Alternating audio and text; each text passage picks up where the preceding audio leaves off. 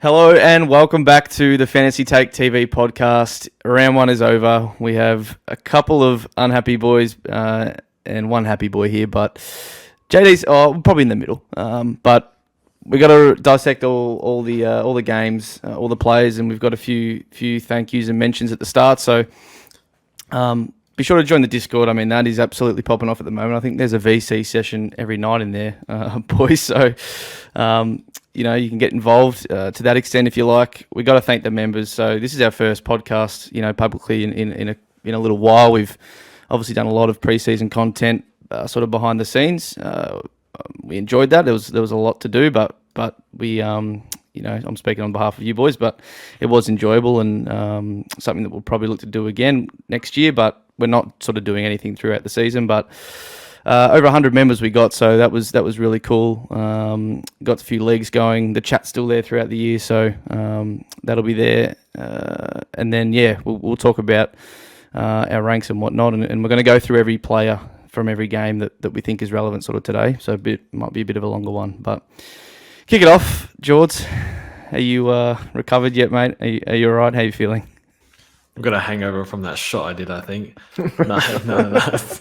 Just, cannot tolerate alcohol, but no, I'm only kidding there. But honestly, I've been the biggest sook of all time over Laird, and I still haven't recovered. So I'll try my best to keep it quiet.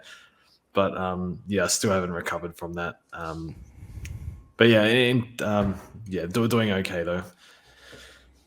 And JD, I called you unhappy, mate, but you're okay. No, I'm not too bad. I'm handling it all right. Much happier when Laird scored 50.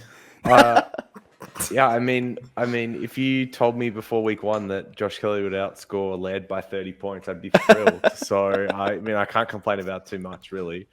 And I actually do find it funny that George and I think we've only got one player difference, and I'm like optimistic that I can have a pretty good finish from here, and George is hitting the bottle. So maybe this is just because I dealt with like 20 rounds of no Will Brodie last year that I'm resilient. I'm happy. I haven't got a 200k guy killing me yet. So there's still time for that to change, but this year feels all right so far. Yeah, it was a very eventful round one. Obviously, much documented at this point. It felt like sort of every night or day something happened. Like, I guess the opening night, Hopper was the one. Friday night, Stewart going down. Saturday night, garbage. Oh yeah, Bruin as well, and then obviously Liam Jones on Saturday night, and then Rory Laird to cap it off. So, if you had all four of those sort of true. If you managed to like have something on every night, or even a couple of those, it obviously really dampened your week. But it's round one; like you cannot take too much out of it. Like, yes, you may be a bit behind in points, but the next few weeks are very important, and you got to probably stay level-headed to try and decipher that. And even like me, who went pretty well this week, I've still got some big calls to make and decisions to be made. So, don't throw all the toys out the cot round one. This is always going to happen, and there's only 100 points between 30,000 spots. So, we'll say how we went for those that don't know. So I scored 2,102, I think, so just over, and it's like 7,000 for that score. I mean, it was a very low sort of round one, probably lowest in a while. Like, I think, for a similar rank last year, you would have scored like over 2,200 or something. So, it's an all right start. I missed all the carnage, so that's just complete luck there. Stewart, someone I've always, looked at owning. I didn't start him, and obviously that was a plus. And Jones, who I didn't really ever like, but I know after Yo went down, his ownership went up quite a bit more. So a few got hurt by that. But, yeah, okay week for me. George, how'd you go? 1950 something. Obviously Laird captain didn't help, and Liam Jones is 5, which wasn't great. But I think as a community, we did okay. So our leagues are doing okay at the moment, but it's one round. I think we've got most, if not all of the must-have players like your Sheasel and McKenna and whatnot. Obviously, like Sheasel, we were not too sure about until we realised he was going to play halfback. We all jumped on him, and then a few people are like, the time poor people, I do feel sorry for them that, thinking he's going to play half forward. Why would you pay 200k for that?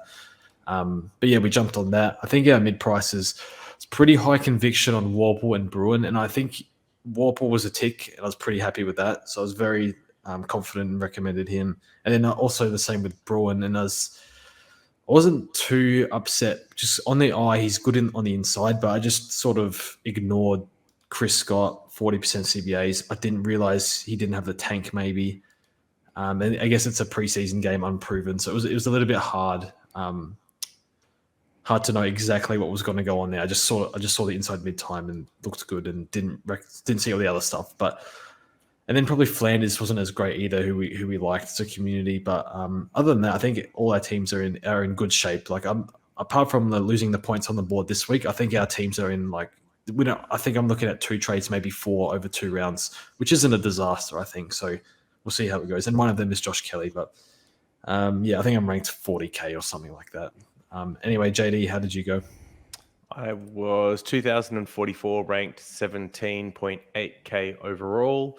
Once again, another year where my fantasy team started out better than my Supercoach. I'm 2 for 2, so maybe I should just focus on fantasy. Should we branch off, JD? You do a fantasy podcast or chuck in a Supercoach team for laughs at the end. But I was definitely one that brought in Jones on the back of the yo industry after being off him all year, so that hurts. And then Josh Kelly captaincy is pretty annoying as well, just because he was on track for 120. Looked like we're going to get a top 8 to 10 midfielder for 580k, which was great value. And unfortunately, he's in the bin for at least 1 week, maybe 2. Otherwise, all right. I think team's looking in okay shape. One, as George said, got onto Sheasel, which is good. Got McKenna, got McKenzie, got Gimby, all these must-have guys. So I think from that perspective, it's all looking all right. Just some fringe stuff to fix, and then we should be away for the season, true and proper.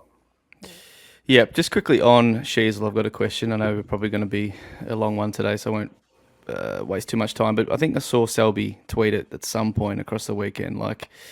With the Sheasel thing, with time poor people over the weekend, do you rolling lockout, right? Does obviously benefit those people.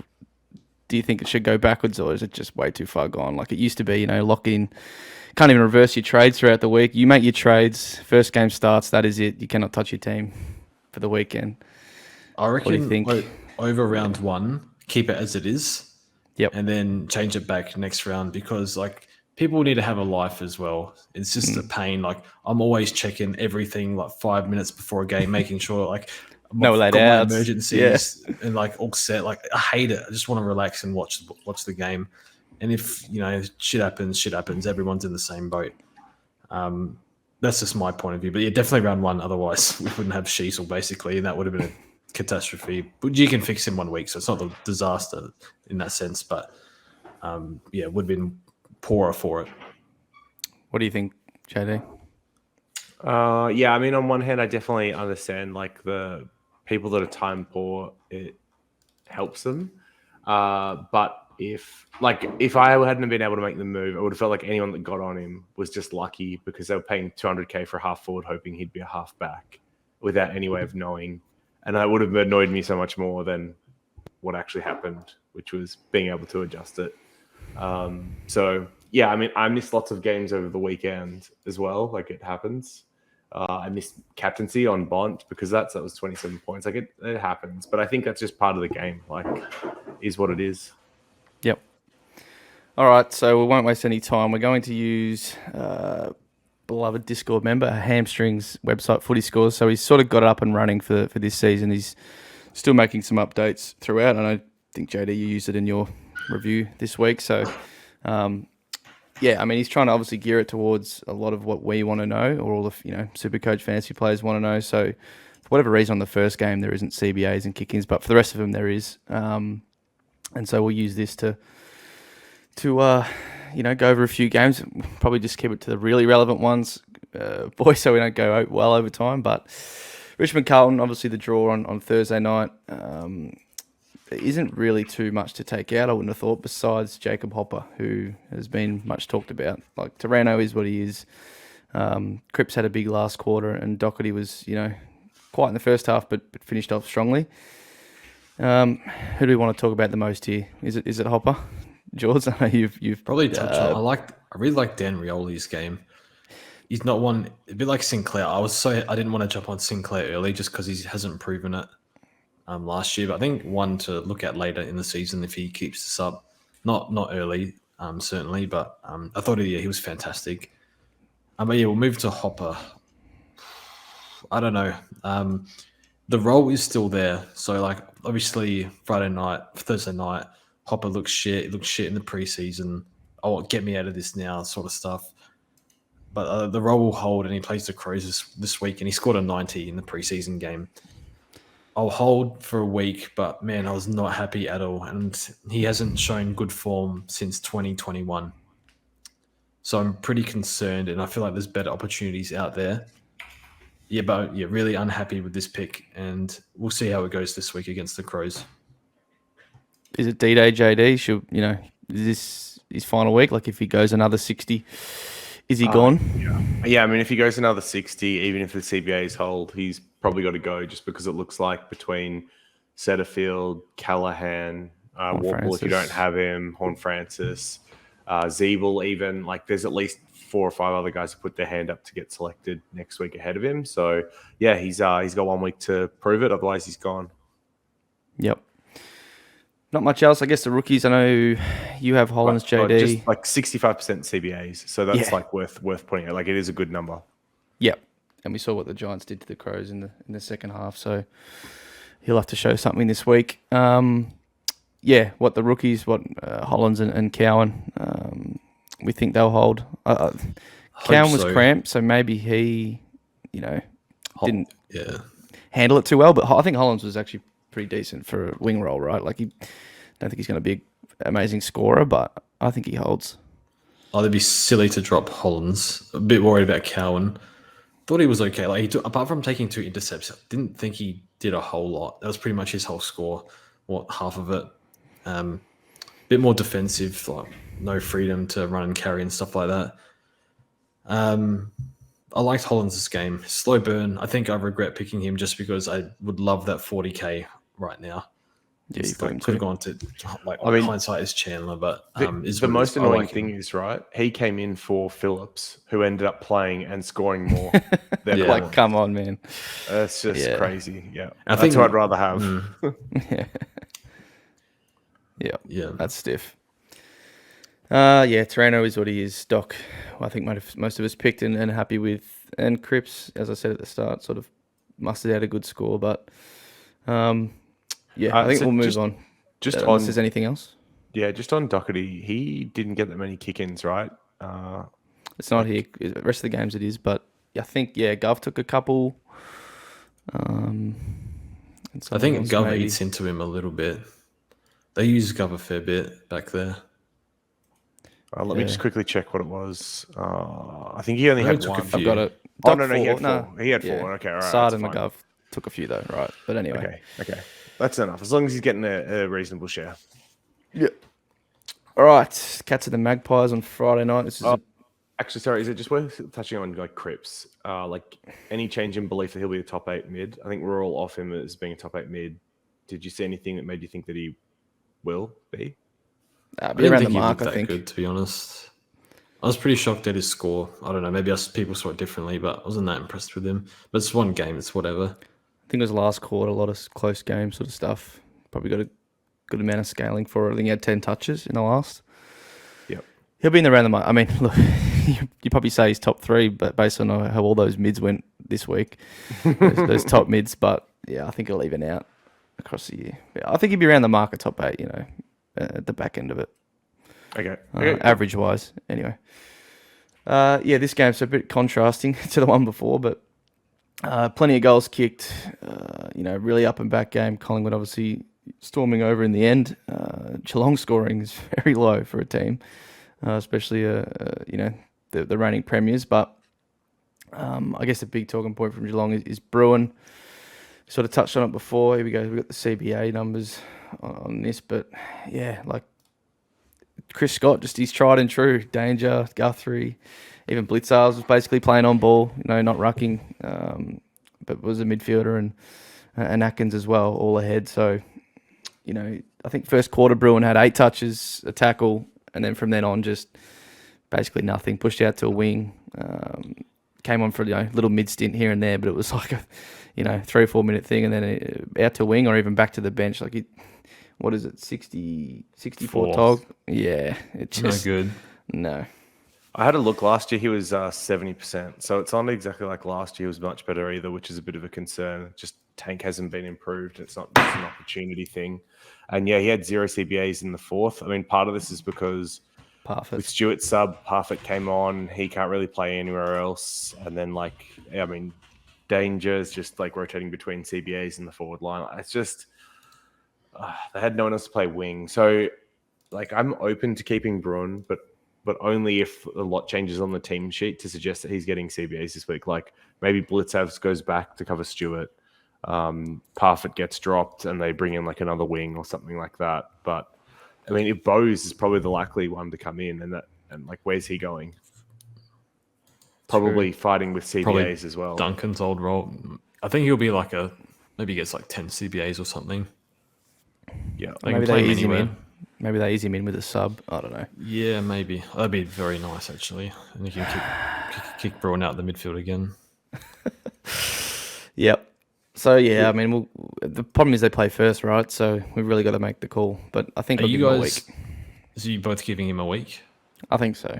No, I'm probably trading. I don't have really anywhere to go. I don't have the cash to go up. So that's my little problem. Yeah, I think you don't have problems is your problem. I've got problems and getting rid of him helps. It's funny that the fact that I don't have problems is almost a problem, right? Everyone, we can speak about that at the end, but yeah. Me and JD have Josh Kelly to make moves to just, or restructure. Redisperse money, but probably team sheet dependent.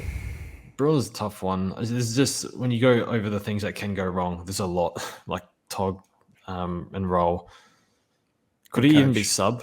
I didn't think he could be sub, but the way he ran out the game concerned me. Because in the last quarter, when he did get the ball, it looked like he was tired, hat kicks straight to the opposition. It's pretty concerning.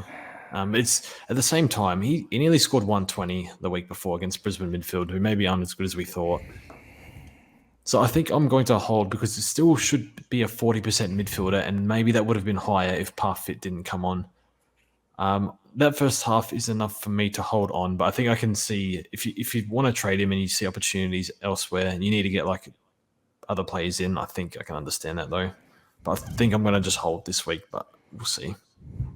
I've got no problems with holding him, but I think I want to get Jones to Daicos, and dropping him down to someone like a Philippou or a Chandler seems to make a lot of sense because they're rookies that look like they're going to be must have. Or at least highly valuable just after 1 week. Yep. Well, we can segue right into Nick Daicos. Or just can we touch on Radicalea? So you have Radicalea. Yeah. If you needed 50k from somewhere, would you touch him or just leave it? It's probably not worth it. That's kind of what I'm wishing I didn't go with him now, right? Kept a bit of cash for, and then I could just do Bruin to one of these other options in one trade. I think I'll wait the week and then decide I'll probably have somewhere else to get cash from. But he's there for cover, right? He's 40s, 50s. That's it. I'm not expecting much. That was, he had a decent game. He got coaches' votes, but he's 6 touches and a couple intercepts. That's it. He gave away 3 free kicks, so probably didn't help himself there. But I did say holding cash would be really useful this year, just because we had so many mid prices, and if a couple of them fail, you're going to want the money. I think that's proven to be true. Yeah. What to think about for future years. Yeah, I did have some, but I used it to go from Jelly to McRae, so at what cost, I guess. Jelly was looking good. Anyway, we'll get to that later. Daicos, boys. We just got a bit fooled, did we? McRae just duped us all. Bit of mid-time. They said the forward time as well. Yeah, and he just plays 100% across half back and racks it up. They were talking about how they released Pendlebury up, so it was more Pendles was awesome. Daicos. Yeah, like it was more on Daicos basically to distribute off half back and be the person out of it. And boy, is he a natural pig! I think he's got a little snout icon on the screen here, but you just watch him run, and he's like, I was describing it to Pistol from Dr. Supercoach. It was like any ball within 30 meters of him, but he believes with his whole heart that it should be in his hands at all costs. Doesn't matter what teammates in the way. Doesn't matter what oppositions are. He's running to the space to get that ball. Like it's crazy how much of just a natural pig he is. And I don't mean that in a bad way at all. But from a fantasy Supercoach perspective, you just love that stuff because he's always calling for it. He's always going to try and max out his touches and his stat sheet. It's just I think the thing is, even though the tag risk is real and they're already talking about it with Port, players that operate like that, I think you just want to own almost no matter what. That's the only concern really with him.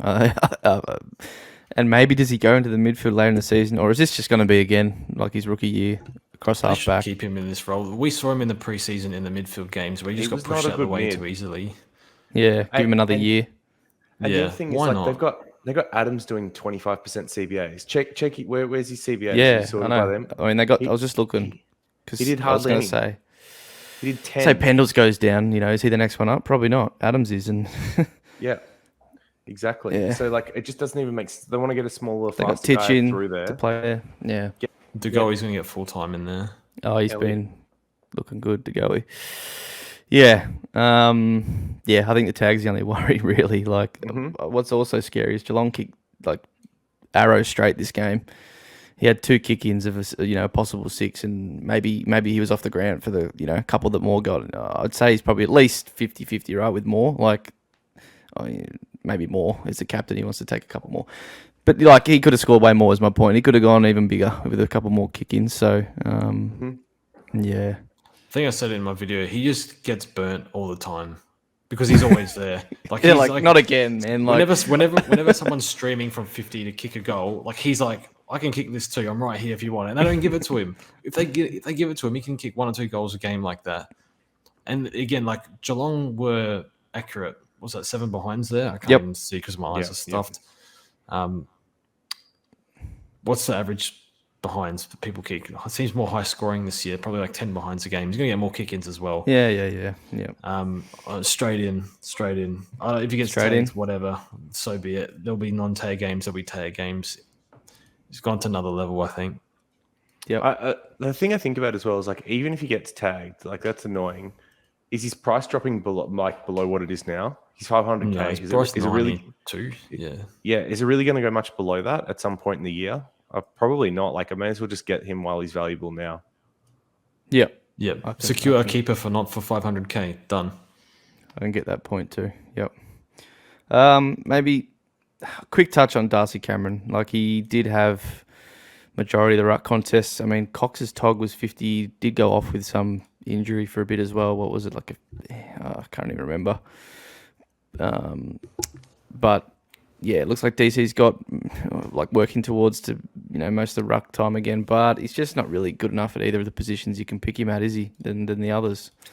Maybe in ruck, but between the mid-price, the value premiums, and the rookies, we don't need a 450k Cameron. Like, it's just not. It doesn't hit any of the criteria.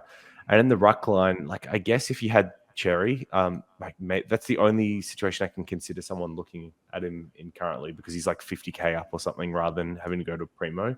But even then, wouldn't you rather just want one of Darcy, Witts, Marshall, English, Gawn? Like, aren't those five would all be ahead of picking up Cameron at 450? Surely, unless we're blessed with cash gen this year and he becomes a bench swing. But I think he's better than Grundy. Yeah. Wasn't in any of the ones I listed. I'd probably even rather had Nankervis at this point if Sold was going to stay out. Yeah. Anyway, probably good on any other given season, but just isn't going to be top of either of those lines. Anything else, boys, before we move on from this game? Nope. Titch was all right. It's okay. Big last quarter. The ceiling. Yeah. All right, the blockbuster under the roof at Marvel, North versus West Coast. If I can get this right. It was actually a good game. It was a good game. Like, it was very fun to watch as a neutral. Yeah. Once you got past how bad West Coast are. Yeah, I mean, we sort of pegged it in saying we're going to own a few players from these teams, and it's going to be interesting for that reason. And it kind of was, I guess. LDU completely popped off. Someone I was actually pretty keen on until he had a pretty poor preseason game, which obviously in hindsight is always a bit silly to overthink. But I think he was always going to dominate this game against West Coast. It's, can he do it in the rest of the matchups against, a lot more difficult opposition? Shees was the big one, though. Very thankful for old Big Seven there. He's an absolute pig. Told us he was playing half back and warming up there, so we just all jumped on. Flanders, Daicos I couldn't 2.0. toss Flanders quick enough in that 10-minute patch. I was like, mate, I'm sorry. I don't mind you, but you are gone. Like, just Flanders is someone that I wanted to own. Like, I wanted to believe in him, but as soon as you've got Sheasel lining up a halfback, I'm gone. Sorry, mate. He was awesome there. And Clarko did say in the post game that it's like sort of laughed the question off. I think when someone asked, "Is it going to continue?" He said, "Yeah, safe to say it is." So he's like number one trade-in target if you don't have him like pretty much this week now on field. He's going to give up points. Correct. Did he take kick-ins? I think he did. He did. Yeah, took he took a couple. Yeah. So I think Ziebell and LDU still had. McDonald still had slightly more, but he took a couple and played on. 5 Ziebell, 3 Sheasel, 2 McDonald. So Anyway, so what average do you have him at for the year? 80, 90? What's he going this year? 90 in that role, I think. Bit like Daicos, pretty much. So yeah, I'd say 85, 90. Oh, the benefit of being in a worse team as well. So that's even very more true. Ball's going to be down back than what Daicos had. Mm-hmm. Although Daicos got to like tear open games and win them at some points as well, which helped with Anyway. But yeah, I mean that's what we mean by must have. Like the other thing is he's going to get DPP round 6. Defenses are pretty car at the moment, so I think being able to swing him back there and getting rid of someone like a McKenna or a Constable if they're out of form or dropped or peaked in cash, whatever, like that's going to be pretty awesome too. Yeah, that's a great point. You know, probably looking to. I mean, we've already got a stacked forward line, so to be able to throw him back will be handy. Jack Ziebell, I really don't want to talk about this guy, but we have to. Contractually obligated to talk about Ziebell. I'm actually going to handball straight to George. Mate, I just don't want to even think about him. It's interesting. Pretty much didn't pick him because he was 32. You didn't think he would be waxing on and off with Elmac and Sheasel this much, but boy, did he do it a lot. So I think he stays in this role. Does Aaron Hall come back in? I don't think so. Like they can't run all 4, McDonald, Ziebell, and Sheasel, and Aaron Hall. He looked all right. I thought defensively he was actually not too bad. In the preseason games, he looked absolutely terrible defensively. It was not too bad against West Coast, albeit. What does he average? So I think his average when Hall came into the team was around 100. And before that, I think it was about 120. So I don't think we're going to see 120. It does feel like I don't know if he can hit not even sure if he hits 100 average because against West Coast, there was no pressure. He was just doing whatever he wanted, kick in the pocket, kicker along the 50 arc on the wing, basically. So I want to see him again before I bring him in. They got 3 chefs back there, so it's no pressure against West Coast as well. So I want to see it again. I think he can do 95. Yeah. If I remember that 2021 season correctly, there was no McDonald, and so it was just Hall and Ziebell, and those were the only 2. And Ziebell took the majority of the kick-ins. This year, you've got McDonald and Sheasel back there as well. So it just feels like there's another mouth to feed that Ziebell wasn't previously competing with, and he's that year older, and he's got the injury history. And it feels like the game plan is going to keep in the back half of what it was when Ziebell was doing it. There was still a bit of that, just didn't feel like as much this year. Naturally, yeah.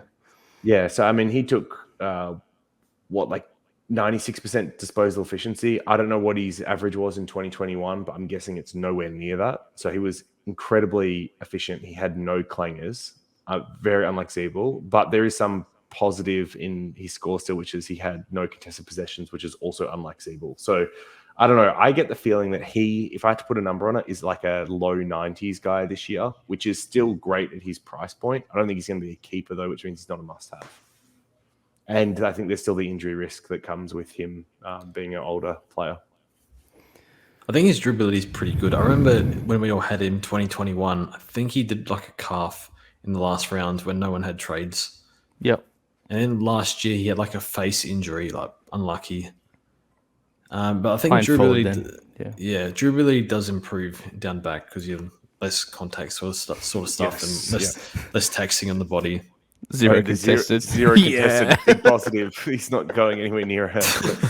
Only one on the Only one in the whole game, actually, Jamie Cripps. We'll talk about Horne-Francis after, but I think you go one of them if you want one, especially if you got Bruin and you need to offload him. I want one more week on Ziebell.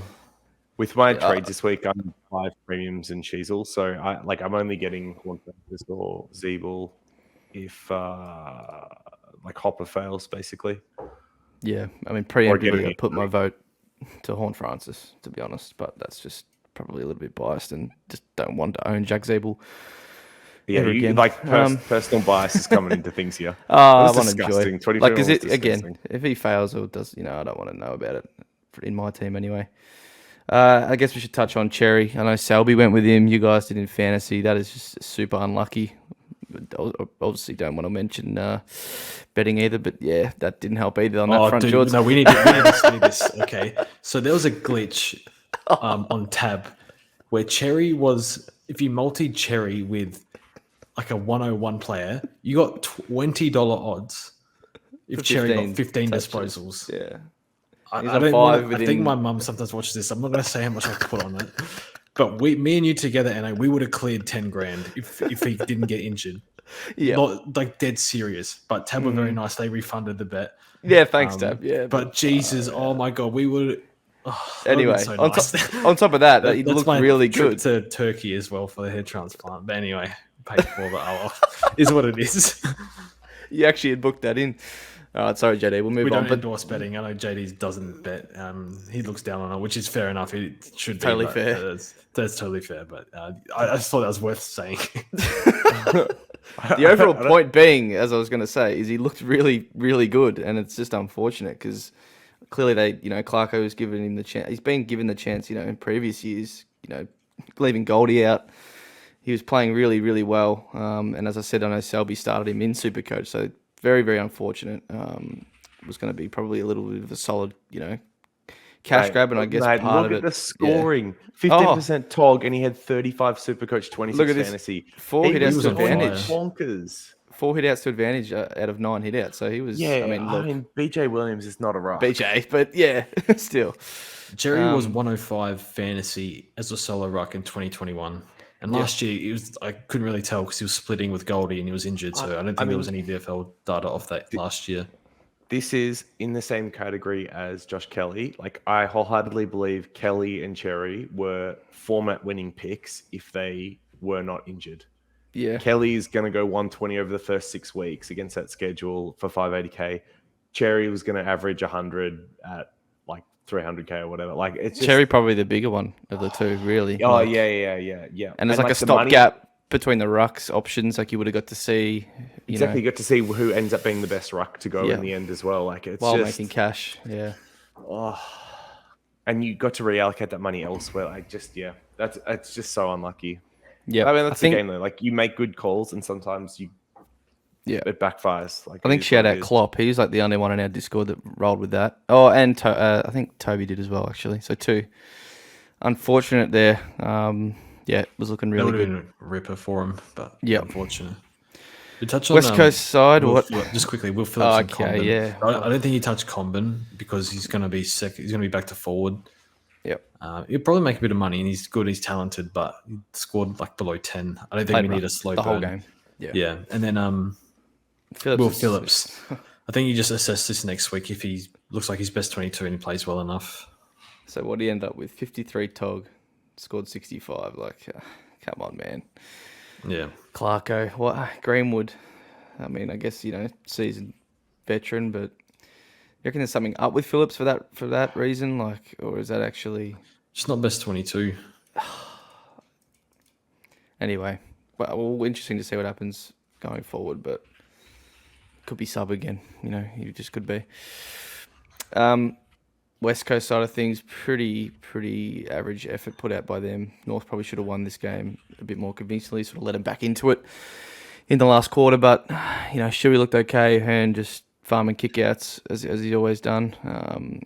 McGovern and Barras are probably they've been their best 2 scorers, I think, the last 2 years just because of how bad they've been. But they try their best. Jinby actually just looks unreal for ready-made. He's big body, as we've always said. But to lay 12 tackles in your first game, that's a pretty good effort. Didn't do a hell of a lot with ball in hand. Obviously some contested inside work, a few handballs out of the contest, but just overall pretty impressed with what I saw from him. We're going to be fielding him for a few more weeks. They need him in the midfield. Like this halfback stuff, they need him midfield. Yeah, yep, absolutely. Tom Cole, JD, you got... I know you love Tom Cole. We're going to talk a little bit about Tom Cole. Oh, there's not much West Coast as you look down, really. No, there's only bad. Noah Long, I guess. Don't want to talk about Chesser. We can talk about Chesser. We cannot talk about Chesser. Be interesting. We all didn't have him for some reason. Then we got him in. I couldn't find anything else. Yeah. Should have backed my gut on Chandler, to be honest, who I liked. Yeah. That just my structure would have been worse for that. That's all. I would have had to have fielded him. Obviously, that turned out well, but I think I would have fielded Green instead week 1, and that would have been bad. I did that in fantasy season. Rip. So that's all. I went for a better on-field setup, but anyway. So you're trying to get away from Tom Cole to talk, and I appreciate the hustle, Eno, but I mean, he scored pretty well, and as a 180k option, he's someone that at least needs to be talked about as a Jones replacement for those that can't go up. The same price you're looking at Goda at the other side, and the scoring is better in Cole's favour. He's mature age. He's got a firm best 22 spot. Now, the role is not good. It's a medium defender, so what the scoring is going to look like from here on out, it's a little bit sketchy. But if they're getting pumped by, well, not pumped, but if they're getting beat by North, realistically, they're going to get pumped by a lot of other teams. There's going to be a lot of ball down back. And if you look at those top scorers, it's Hearn, it's McGovern, it's Barras, it's Cole. So I have a feeling there's going to be a lot of points to go around in that back line for him, even though he's not a natural Supercoach scorer. So it's an interesting one to consider. Just job security's there. Scoring's not going to be great, but... Yeah. Is there any world you go Jones down to Cole? No, because I'm going to Daicos. Yeah, I don't want Tom Cole. No. I don't know what I'm going to... I think... Historically, he's been mostly in the 50s. I think maybe 1 year in the 60s. Again, his job isn't to win the ball, like 20 touches a game. He's not going to average 20 touches a game. I don't want to field this. No. If you started him, I think he'll make a bit of money. I think it's all right, but I don't want to trade him in. Yeah, he'll make something. You have to make something from 180k, you'd hope, but is it going to be enough and worthy bringing in? Probably not. We could probably move on. Dom Sheed, I guess, is there. We didn't speak about, but, I think he was going pretty average until the last quarter. Probably got a bit of scaling on top of that, but to go 25 touches for barely a 90, that's what Dom he Sheed. is. That's what he is in the past. It's kind of what we knew. All right. We're 3 games. He's not good, right? Like, he's just not good. Nah. He was better in the second half, but... He was better in the second half. He's not a premiership midfield. He's not a future piece for them, so I don't know what they're going to do. West Coast need Yo back badly, by the way. Yeah. Yo and Gindy are like the only things you can look forward to in that midfield. There is nothing else to excite me. Nick Nat is probably what... Nick Nat does make someone that can affect games. games. BJ got absolutely smashed, but yeah. Yeah. They're a perplexing team at the moment. Anyway, let's move to this game, tailored 2 halves again. Port came absolutely flying back in the third quarter after a pretty okay first half, and Brizzy just couldn't fire a shot in the second half. Really surprising.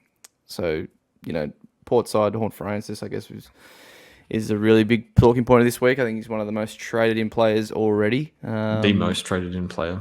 There you go. So, looked amazing. Was fending off Neil, shrugging off Dunkley. Did get quite lucky, I feel, watching a lot of his kicks, landed in his forwards' laps. Brisbane defence is something I've always been pretty suspect about, and that came to the front pretty obviously on the weekend. But he was good, you can't deny. So, 60% CBAs in the end? 67. 67. It's basically top 3 mid. It is, but it's only a couple less than Wine. So he is in there. Butters, only half that. He does his work better off half forward. Big thing, I guess, is Lockout, which I just read a couple of hours ago, that he could be lengthy. They don't really know. He has a bit of a rib issue that is still healing. It could be 2 weeks. It could be another 6. Like, they just don't know until he, trains enough, or feels better, while training. So it could be really good for the opening part of the season. So do you jump on now is a question. A lot of people already have, or do you give it one more week against the Pies? Come on, is this not Raoul of last year? Tell me it's not. He's the same type of player. He offers a little more. Yeah, that's not entirely. Not as one-dimensional as that guy. That's right. Oh, but yeah. Don't talk. No, I know. We'll get to it when we see it. But off season, like surgery as well on his calves, where he had issues running and conditioning last year on the back of that. Like, do you really think he's running out the season as like their number one mid and going to score as well each week? And the other thing is, like, when we were watching tape, he got no attention, like absolutely no attention from the Brisbane line mids. There was no defensive work put into him at basically any stoppage. After this week, do you see that continuing? Or do you think some of these other sides are going to start putting a body to him so he's not just running free after the contest? I mean, they'll take, obviously. I don't think there'll be much attention throughout the year. Not from Collingwood. He basically led contested possessions and score involvements and clearances for them. Like, come on, you've got to. If he's playing like a danger, you're putting more defensive effort into him than Wines. I think they go to Rosie if they go to someone. I mean Rosie a little bit, but like I'm not talking about tagging. I'm talking about standing the man. He was getting like really cheap touches out in the open around like stoppages because no one was near him. Yeah, Brisbane did capitulate. The Brisbane guy would run off offensively and just leave Horne-Francis open when Port won the ball inevitably. It was go back and watch the tape. He got a lot of cheap touches. That's what scares me more than anything else. CBA's there is good. Eye test looks good. Just I don't know. Rail vibes is I'm waiting a week for sure. There's no way you could convince me. Rail played more defensive at stoppages, and he can't spread. Horne-Francis can spread no problem. Yeah, I don't know. So I just mean more like in the big round one score. But then, like, is he actually going to be able to carry this out throughout the year? Not that they're like a perfect player comparison. Yeah, I mean, we don't need it for the year either, right? It's a 340k forward, and you need him to just make, get to 500. Still need to go 90s. Yeah, you need to get to 500 by, just before the buys. Is he closer to 100 or 90? Probably 90 though, in my opinion. This is a really good game. 3 goal assists, a goal. He's a third mid. Yeah, for now.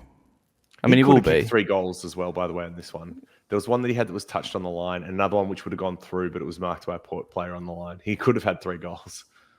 Yeah. I'm going to bring him in this week. Are you really? I think so. It's him or Callahan. I got to decide. Socks up. I mean, you are a sucker for like talkback radio, so Corns has gotten to you, hasn't he? You've been listening to him every day. This is South Australia brain rot. Well, he'd be all the rave over there right now, wouldn't he? I don't listen to SA radio. I'm Vic Radio. True. Man, he looks so good, insanely good. And I think I need an out right now because I'm going Jones up to Daicos and then Kelly down to one of these mid prices. I'm looking at Setterfield, Horne-Francis, and Ziebell. And who's the best player out of these 3? Yeah. Flemington straight. Exactly. It's Horne-Francis. Talent-wise, yeah. But he's a second-year player. I know. You're coming off-season surgery. Yeah. Yeah. But he's also the number 1 draft pick and was the most talented kid in the country too. Yeah, but are they playing him behind the ball on a goal roll? Then no. He dominated. He's not that 32. Game. He turned that game on its head, and he's done this in juniors as well. He did. I'm not dissing the talent. I'm just like discussing as a super coach. Is this sustainable? Wait, one more week. You bring up some good points. We are getting a 67% CBA mid. That's supreme talent that has what's a deficiency in his game? I don't know. I think it's like they beat the Lions by 8 goals. Which you're gonna want Horne-Francis for the showdown game. Fair. Even Collingwood this week. I don't know. I'm not against Horne-Francis. If you're a believer, anyone that's told me they're a believer, like I just say bring him in. That's fine. Me personally, I'm waiting one more week to see if Hopper fails, and then if Hopper fails, do I want Horne-Francis, Setterfield, or Ziebell? I think in So, George's case, it makes sense, right? Though he's I redispersing need to bring money. in somebody. So if you have to do it now, like, do I like him more than Setterfield and Ziebell? I guess we've talked about Ziebell. We'll talk about Setterfield probably. I don't know. Horne-Francis seems like the most likely to be a true keeper, although Ziebell will eventually be able to go down back, and he could be used there until you eventually upgrade that line, which is something to consider. Although people brought in like Ash and Wanganeen Malira for the same reason, and that's blown up pretty spectacularly. So, yeah. I mean, maybe comment down below what you'd have order those threes in, but I'm gonna envisage it's a lot of Horne-Francis. I think it makes sense to certainly wait a week. It's like, I guess you can make it whatever narrative you want. Obviously, the last year played through pain. I think he went to the VFL one game, had 30 touches.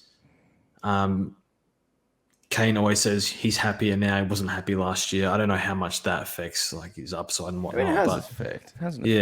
Yeah. Come on, like you've had jobs that you hate, and you've had jobs that you've enjoyed, or at least enjoyed for that week. And the difference in your attitude and how you rock up and the effort you put in, it's huge. It doesn't matter if you're professional or not. Your mood is totally linked to your performance. Yeah. One more thing is, I read his draft profile again today. They said he was like unbelievably consistent player and unbelievable defensive application every week. It gives me a bit more confidence. Yeah. I mean, I was gonna say this before, Jaddy. Like, if you're saying all this about, not bringing Horne-Francis, then Tanner Bruin has to be like straight out of your side, doesn't he? Like, pretty much. Yeah. Like, because he is everything but half of what Horne-Francis shown on the weekend. So yes, and his role's less secure as well. Like, all that. That's why I'm pretty comfortable moving on Bruin this week, because I can't see a world where he actually ends up being a better option than like Horne-Francis, Ziebell. Yeah. Some of the mid guys. Let's throw our own personal, because none of us, I don't think, are in this position. I could have been if I kept some cash in the bank, but if I had Bruin and he's named on, they have all the same team as they did this week, Parfitt sub again or something, and I had 40k, would you just make that simple one move early, like right now? Like, obviously in George's case, it's because he's going Jelly out and Jones and whatever. But if it was just a simple Bruin to Horne-Francis and you could afford it and use one trade, would you? Or would you wait? The perfect world, you wait. I need to get someone, and I really like him, and I think I'm going to get him anyway for the showdown game. And I just think that the role's going to hold. The 65% CBA role will hold. Yeah, okay. That gives me confidence. All right, to stop. Let's keep the conversation moving. I think what might be worth going through at the end is just of the mid prices. Let's just go like worth trading in this week, worth trading out this week, wait another week. 3 categories, and like where we land on some of these guys can be pretty interesting. Throw Warple in as well. Yeah, we'll do that. All right. Butters was good. I mean, someone we can maybe look at later to fill our forwards lines out, depending who we get down there or what happens to others injury-wise, blah, blah, blah. He's always going to be an option. Rosie sort of just... maybe not coasted a bit, but he wasn't as involved as much as, or he just didn't probably use it as much. He kicked a nice goal for side 50, last year. Yeah. What was it, 0 contested or something at halftime? That Freo tweeted or something. Like, it's not always, it's not his game really, but yeah, could have been better. The emergence of Horne-Francis as a mid is actually going to hurt Rosie's upside, I think, as a pick this year. He's still going to be fine as a keeper, but yeah, it's just a little bit unfortunate. Yeah. 80% CBAs this year. That's a lot. That's enough to not worry about. No, I'm not worried about him as a pick. I'm just saying Horne-Francis emerging does limit his upside. Nothing else from Port. We'll maybe move on quickly. Dunks and Neil both had pretty hot starts, but I mean, their scoring pretty much just followed the pattern of Brisbane and the whole game. Faded out in the second half pretty remarkably. Both of them actually. I was sort of looking at their second half stats, and it was almost nothing. Like Dunks was just a few tackles and handballs, and Neil really fell off quickly too. So, interesting things looking at their stats, like no marks for either Dunkley or Neil. A lot of handballs. Dunkley just 3 kicks, 6 to handball. So it says under pressure the whole game. Despite that, he still has a very nice ratio. Both of them do, because it's all contested. Tackles, like 14 contested of 19 touches, 9 tackles.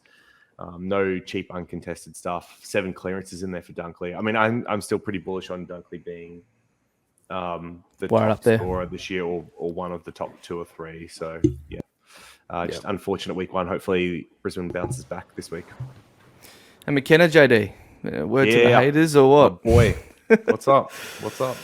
Not best 22. Not best 22. Not even anywhere Lost near the it. Some are touch. saying. Yeah, doesn't have the skills for it. We've got other guys that are younger, better coming through. I mean, I clearly hadn't watched the tape. They don't know what he's about. I'll be honest. I knew he was good, but I was a bit worried about if he'd start rusty. slow. So I wanted him on the bench, and then just turns out that a few things happened in team sheets, and he ended up on the field, which I was okay with. But I just wouldn't have been surprised if he dropped a 50 first up. But I'll take a 90, and very happy now. Yeah, it was on my bench, unfortunately. This little number I want to look at: 4 kick-ins. Yeah. So that was the craziest part. Not just that he scored well, but he was getting kick-ins, which means he's going to be safe going forward. Oh yeah, this is probably the closest to a must-have outside of Ginby in terms of rookies in defence. Yeah, absolutely. If you don't have him, I'm more than happy with you jumping on this week early. He's not going if anywhere. you don't have him and you've got Jones, this is an easy downgrade for me. Cool. All right, should we move on? Wilmot was okay. All right for the bench. We're only halfway through. We so might let's have keep to going. field Wilmot if something happens to Constable. Yeah, we might, and I'm okay with it. I think. Yeah. Oh, it'll be by 3 the way, weeks. I saw Coleman come off. Like I didn't watch the game Yeah. live, so I saw footage of him coming off with like a bloody nose and I think maybe a cut over the eye or something. What was his actual injury? Was it concussion? Is he missing time? I think he has to pass tests this week or something. Obviously, so let's see. He did have it. It was with Dunks. They sort of ran into each other, but yeah. Because He might miss a week. But anyway. It's only going to help McKenna, and interestingly, it might help Wilmot as well. If you need to Means fill Wilmot this week, might be okay. Yep. Over like a Jones or something. That's probably why it's relevant. Yep. The D's. Again, a lot of these games, sort of, teams just turning the screws in the fourth quarter, third or fourth quarter. They really just pulled away at the end from the Dogs. Showed their class. Cozzy was unbelievable. Obviously going to miss a couple of weeks, but he was awesome. Max Gawn. I mean, he's just quickly. a It's a hot topic. Should he have got more than 2 weeks? I really hate talking about MRL, if I'm honest. Like every I'm week. going to skip that bit of AFL 360. It's so annoying. Just talk about It's footy, so but mind-numbing, come man. on. It's been like every... sorry, JD, to completely shut down your question, but... I've not listened to any of the conversations. So I'm just good. like looking at the action. I don't know how that's... It's bad. Only, It was bad. It's only 2 weeks, right? Like, it's not stuff that we're trying to stop in the game. I know. Anyway, well, whatever. Yeah, the red Like if he got card, concussed, it would have been 6. But this is we're gonna have this discussion for another 10 years. It's outcome. It's not action, and always has been, and always bloody will be. Maxi, he's the GOAT ruckman, isn't he? Really, like seriously, he's not slowing down. He keeps on going. We keep betting against him, and the man keeps showing up. Oh, far out. I mean, it didn't make sense to play Grundy more than Gawn. Like, No, because he's not as put good. lengths on him the past few years. It's like it used to be close. It's not anymore. It makes no sense. It's funny. Did anyone watch the doco, the Show Me the Money thing, when that sort of trade period? Grundy was featured on it, and they showed like full discussions between manager and clubs representative and stuff, and Goody and all that saying, 70-30 ruck, mate, you'll get that, blah blah. That's not fucking happening. Not after that. Like seriously. I mean, I think he had similar CBAs, but after that, like Gawn's pushing behind. Grundy's pretty much just resting forward. Like, there's a lot of rumours that Gawn's body's cooked and he's going to struggle to run out the year. I didn't see that in week 1. Yeah, I know. With 2 goals, 7 hit-outs to advantage of 21 hit-outs. It's a pretty good percentage. Good ratio. Good ratio. So yeah, we're gonna have to keep an eye on him. He's probably going to keep. I mean, there probably is going to be some down scores at some point. 15 contested possessions. He's always been good at that too. I mean, that's a really high ratio. Ridiculous. Yeah. Clary, what do we think of Clary? Sort of a bit of a slow start and then had a good second half. Need to get him in ASAP. He's probably my number 1 target, 6-7 really. weeks. Yeah. So CBA's dropped by. It was only 80% CBAs. He was 87 last year. I still don't a think leading it's guy, too much of a big deal, but I don't. I mean, Because that could just be game variance as well, based on what he was, yeah. off the ground and how many they had in certain periods. So, like, it's not, you want to see a few weeks up before you draw out a trend. So, like, Sparrow's the third guy here. Varney back. He's eating all those up. Harms, I guess, gets a few at times. But guys like Cozzy and Neil Bullen, right? They're just in there for like, the CBA. They don't actually play on the ball afterwards, so I'm not concerned. Not really anything else to talk about. Cade Chandler, I guess, is the big, rookie, and well done if you started him, and even if you managed to field We him had him too. in our preseason team for 3 months. Yeah. We knew he was 107 in the VFL, but whatever. Yeah. It was a little bit hard to tell with job security as well. You're looking at the best 22s, and you're like, no Fritsch. Is he going to hold? Is he going to be sub? No, wasn't really sure. And then we saw like Jessel, we'll probably have to play him. So we picked him over that. But I think I won't hesitate to do Chesser to Chandler next week, all going well. Agree. I'll be honest, he would have been 100% in my team if he was a mid, if he had mid status. True. That's the only thing that really just... A lot of us are starting 4 premiums, then we got Sheasel in, we got Bruin. So I just didn't have a spot. I guess over Radigalia, I probably really should have looked at doing that. Would have been nice, but no. So that's the only thing. And if I do bring him in, I've got to field him. Have to field one of him or Green every week from now on. So it is awkward. So I'm going to wait. It's worth just quickly sharing your thoughts on that, because I know a few people are looking at bringing Chandler this week, and then 2, fielding him. Like, where do you stand on these? Let's just assume it's a 1 week gap. You've just got to field him for 1 week. D's play Brisbane Lions at the Gabba on Friday night. Okay, I'm fine with it, right?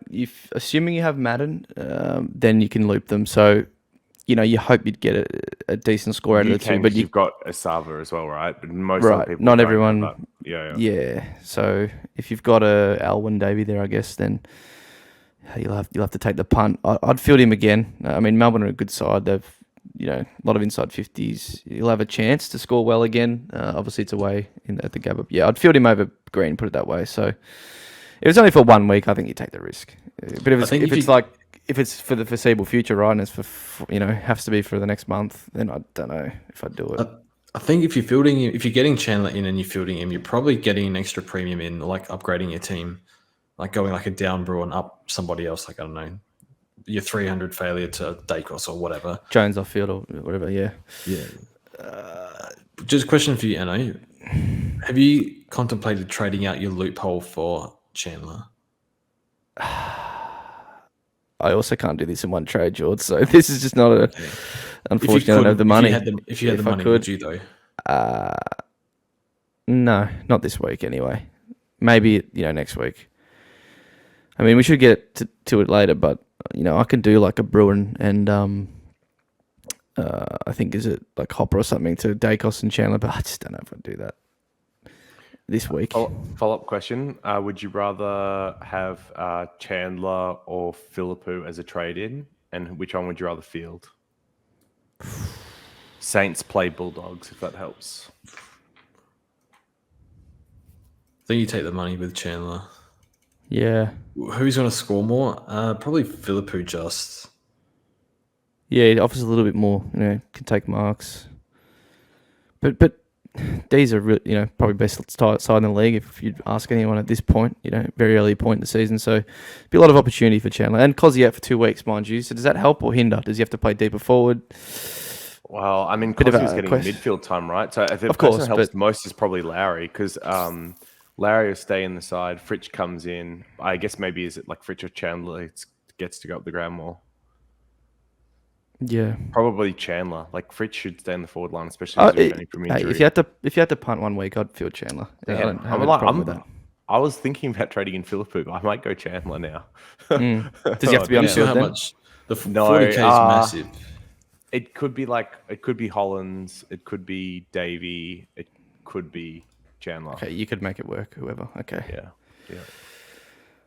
All right. Yeah, you're right. The money's pretty big deal. I mean, it doesn't stop me from getting Philip in next week either. He's probably got slightly better job security. I don't know. Yeah. Let's try and shorten the relevance here, players-wise. We'll just move to the Dogs. I don't see too much else with Melbourne. McVee, Lowry, they're probably not going to hold for future weeks. I think McVee might. He might. I mean, Salem might be a bit longer term than. No, I think he's. I think and they he like stays him in with Salem. Yeah, because he's in for hit, but he's not going to score much. Yeah, not worth the correction. Who's coming out then? Yeah, who is coming out? On the team sheet, it had Harms in defence. He played. So maybe I think they just Sparrow comes out and then for Viney though. Yeah. Oh, true. Someone's got to go. I think It might be. McVie does eventually come out if their side's healthy, to be honest. I don't think he was that good. Okay. Anyway, Timmy English. I mean, we know this is possible for him. It's a matter of can he play I mean, we didn't every game. The reason why we didn't pick him wasn't because we didn't know he could score this well. It's because of the soft tissues and the concussion history. Yeah. So if that was why you didn't start him, then you still don't pick him now. It's unfortunate. You just have to hope that. It's a one-way score. Yeah. I mean, he can go big, but like as JD said, we've committed for those reasons to not pick him. So not jumping on now. And he has a surprisingly decent history against Melbourne too. So that showed up again. The Dogs midfield list hogging all the points here. Treloar ended up with the most. Libba, Bond and McRae. They sort of slid a bit in the second half as the D's got on top. I mean, they all kicked a goal each year, but Bond. I mean, I don't think anyone has any concerns with Bond. I guess McRae is the one we probably need to talk about. You had a bit of concern, didn't you, George, with how he's looking? No, just what I saw in the practice game. The CBAs were like 60 odd. I don't know what they were. About 62%, I want to say. Let me just double check while we're... He doesn't do much grunt work like he used to. I remember watching him all those years ago. He was underneath every pack, getting the handball out, tackling. He's a bit more outside-ish this year. I don't know. That's what I saw. Do you think it's a function of Bont being on the ball as well? Like, if you've got Libba, Bont, McRae as your three, then McRae has to be the outside, Bont's the inside, outside, Libba's in and under? I think so. I mean, back in the day, it was Bont, him and Dunkley, right? And he's probably still most outside. Oh, they had years where they weren't running as much Libba under. Remember they trialled him? No, not Libba, of course. But yeah. I don't know. Yeah. He had 13 contested. It's probably one. Maybe... I mean, give him a few more weeks, see what it's like. I think given how the other mids have gone, I'm not that unhappy with McRae. Like, Steele didn't end up being better. No. It was like the best one. Just Kelly wasn't good. Laird wasn't that great. Brayshaw 70. Oliver basically scored the same for 70k more. Like Cripps was better, and that was about it at the same price range. Like, it wasn't. Yeah. And Bont, you would have been okay with. He was very good early, and then just when the game was over, he took his foot off the pedal. Yep. All right, let's speed it up a bit. Bailey Dale, unfortunate bad game, but I just don't think, Ed Richards went well. There's just a few guys down there, Daniel's still playing there. So for the time being, all preseason, Richards, Dale, and Daniel sharing. You're going to have one of them probably drops a bad game each week, and it probably might just be on rotation depending on how things structure up. Yeah, just so he gets the ball. I think Ed Richards is the man now back there. Because that's what he killed Dale last year, and it's happening again. But we'll see. He plays the friendliest role, probably, right? Look, 16 contested, that's pretty bloody good for halfback. So, 600 metres gained as well, just quietly. Yeah, very good. Very, very good. We need to touch on the bottom one. Yeah. I was going to quickly skip over Oscar Baker just for our mid-bench. I guess we just probably never put him on your field, but he's at least probably going to keep playing, I would say. It wasn't amazing, but I don't know if they have much to come in. Liam Jones, he got subbed out in like 3 minutes to go in the first half. So looking at this, you'd think it was in the first 5 minutes, but he was really not heading towards any sort of score up until that point. Obviously, very unfortunate what happened. And he's pushing to get up this week, but it wasn't looking good, George. No, I'm out. Get me out now. I can't deal with key position defenders. I don't know. I thought Bruce was doing the one that was peeling off, or that was peeling off a bit more. I didn't really see Jones go for the ball as much. I want out. I want out now. I can't handle fielding a player with this sort of flaw. And the thing is, I guess we kind of knew this going in, but you don't realize till it actually happens. You're like, oh, Christ. No. Then most annoying thing is if he gets up, he plays the Saints, who have no tolls, basically. They have like Caminiti up there, and like what else they have? I don't even know. Philip was playing key forward in the 40. So we saw what the Fremantle defenders did, like broke the record for points or whatever. So even then, if he goes big next week, I still can't handle the floor going forward, especially with Bruce in the team. Although Lobb is injured, isn't he? He So is then now. maybe they send one up forward. They've got enough, surely, to cover all these forwards. Norton, Jamara, Sam Darcy. Do they play Sweet? I don't think they need Sweet. They got that. I don't Oh, think I hope it's Sweet that comes in for Oh, long. please. I do. I do. Come on. Well, who's got a relief? Is Bruce Ruck forward? I don't know. No. Darcy, maybe? Bruce is playing defense. But I think They're he can not going to fill a swing him role, though. forward. But then who are they playing in defense? They're already down Jones. They're not going to lose Bruce as well. Maybe Darcy reliefs. No. I think Sweet comes in. I think Sweet comes in for Lobb, and someone's got to come in down back for Jones, right? Unless Jones gets up again. Maybe Crozier comes back in. Yeah. It's not a perfect see like that. for like, but like others have got to play tall. Well, Jones can go. Against the Sorry. undersized St Kilda forward line. It's not like you need to have lots of talls. Like Crozier could play on, I don't know, Caminiti. Yep. All right. I think there's a decent chance Sweet comes in. Yeah. We'll hope for it. If he plays, are you trading him, JD? Who? Jones? Jones. I'm probably still trading him anyway. Yeah, I want Daicos in. But he's got a 7 in his score now. It's going to take a while for him to go up. I mean, he's going to score well against the Saints, but then his scoring's going to be up and down. He had 5 points for a half. I don't want that. Yeah, I can't risk that either. And they were getting pumped as well. Like there was lots of ball back down there. So I think he'll score well against the Saints, but who knows after that? Maybe FootyScores is down. Hammy might be making some updates, so we might have to head over to the arch nemesis for the time being. There's nothing wrong with a bit of Monty ball. No, he's been on our screens for a number of years. Probably be able to Keys zoom him in. in. A Yeah. lot of time lost to fan footy for sure. It's got to be one of the most visited websites over the last 10 years. I had to know his numbers. Jerome. Oh, Live George, visual, you if I've ever seen one. You started this man after talking him up all preseason, right? I needed 40k, and I was probably going Darcy anyway. I was happy with Darcy's game. I had minor meltdown. I was like, I'm trading Wits to Darcy this week. I'm not doing that. But Halftime score wasn't great, but I think we got him in fantasy at least, JD. His outside game's improved a bit. He's fitter this time around. And he was just like grabbing it out, kicking out, getting clearances. So, yeah, pretty easy. I only saw like the last, I think, 1.5 quarters of this, or floating in and out because the other game was on. But yeah, he looked fantastic. And he looked fantastic in the preseason. So I think you've got him. You're very happy. I think most people are happy with their rucks, even though Darcy didn't match the others this week. I think we're still happy. So The split, which we'll talk about, but yeah, the split between him and Jackson, I think means you're happy. But yeah, I mean, Wits, this is like the positive regression we talked about, right? Like just another year removed from ACL. He did have pre-ACL like better numbers when it comes to possessions and work around the ground. And that's now being paired with the hit-out numbers that come from playing non-recognized tools as rucks. So yeah, like just destroyed 51 hit-outs. Like that is 3 points. And I would love to know on footyscores.net how many hit-out to advantages you got. Yep, I think it was somewhere around 13. It wasn't as like decent Oh, number. it's still a good number. It's still a good number.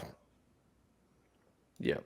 Anyway, Matty Brow, I just wanted to bring up when you were talking about Horne-Francis. Look at his numbers, like 21 contested, 9 clearances, 8 tackles, but just, a couple of marks, nothing outside of that. He's got 2 marks. That's got to be like a season high for the last 2 years. Probably is up there.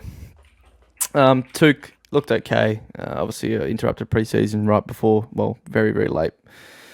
Didn't play in the preseason games, but always wanted to think about him. I ended up being one of the top mids the way the others sort of looked this first round.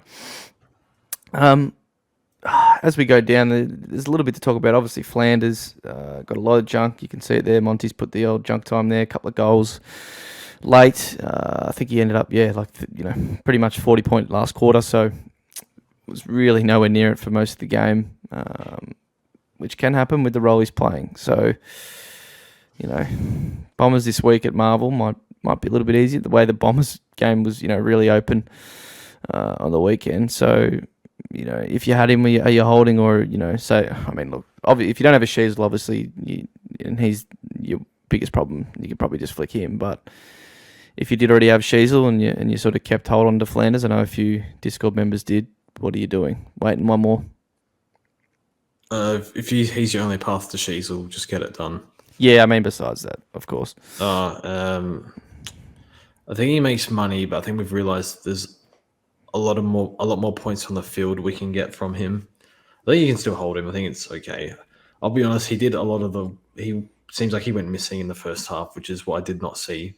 But in the fourth quarter, I thought he looked good up around the ball a lot. I don't know how much was role-related. I don't know how much it was related to they got smashed. I think you can hold because he'll make money. I'm pretty cold on him now. Like that role, they've got to be competitive or winning games for him to score well. He kicked 2 goals in this game and finished on 64. They were in the junk time, so probably not worth as much, but still, yeah. But it's not great, but that's what I mean, though, right? Like they got smashed, and so the role is dead, and it would have been a 50 or less. So yeah, and the other thing is we've just got so many good forward options. So we've spoken about Sheasel, we've spoke about Philippou, Davey, Chandler as all rookies. Then you've got Ziebell, Horne-Francis that we've talked about. Was there another mid-price forward that I can't think of at the moment? But anyway, you could look at them, and then you've got all these value primos. Where does Flanders outperform any of them? It's not in cash gen or in scoring. So I'm pretty happy to get off him. Yep. He's expendable. I don't think he's must trade, but I think he's certainly expendable. Oh, he was expendable Saturday at 1:45. I tell you that he was very expendable. Yeah. If I had him this week, I'd probably hold 1 week and then look at opportunities next week and flick him then. Yeah. No, if you don't have Sheasel, you get rid of him though, right? Of course, yes. That is our big time. I'd do it straight away. Just reinforce that message. Just do it. Cash. You can float the cash for a week. That'll be handed to you next week. Yeah, and Sheasel probably outscores him on field anyway, unless Gold Coast get a hold of Bombers. Yeah, it could happen. But yeah, I'll definitely just be getting Sheasel in. Constable, a little bit annoying. A lot of us would have fielded him, quite a lot of us. So, to get 26 touches, 23 of them being kicks, and to only score 56 is a little bit disappointing. 6 clangers, went at 46%. So that just makes me concerned that, if he's doing that sort of stuff the next couple of weeks, because I think he'll still play the next couple, he could very quickly, though, after that, be out for the likes of Powell and Weller, and I guess even an Alice has to be squeezed in at some point. So, yeah, just fingers crossed we can get maybe 3 price rises out of him. But it might, that might not happen. Yeah, see how we go with this. Still fielding him for now, though, right? Yeah. For the next couple of weeks. Yep. Anything else, Gold Coast? I don't believe so. Bodie Euland. If you had Ben King, trade out. Oh yeah. Before he loses money. Yeah, before he goes backwards. Yeah. There's probably a bag in there somewhere, but it's just Liam Jones at the other end, isn't it? It's just, you're going to see these scores. Yeah, Bodie Euland, I think all of us thought, when we watched some vision, it looks pretty good. So maybe one to keep an eye on, but again, with Constable, there just might not be a spot for him. But I like to come back, but I like him though.